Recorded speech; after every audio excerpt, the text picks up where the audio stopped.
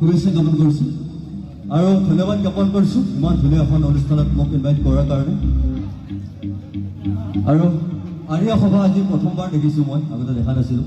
খুব ভাল লাগিছে আপোনালোকৰ এইবাৰ আহি। নতুন প্ৰজন্মৰ শিল্পী, কিবা যদি ভুল হয় আপোনালোকৰ নিজৰ ল'ৰাক ক্ষমা কৰি দিব।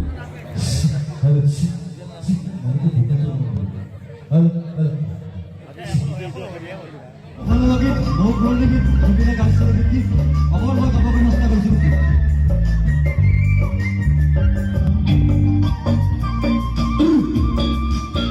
বহুত ভাল নেকি খবৰ মই কাবাব নষ্ট কৰিছোঁ নেকি? আমাৰ কথা ভাল লাগে।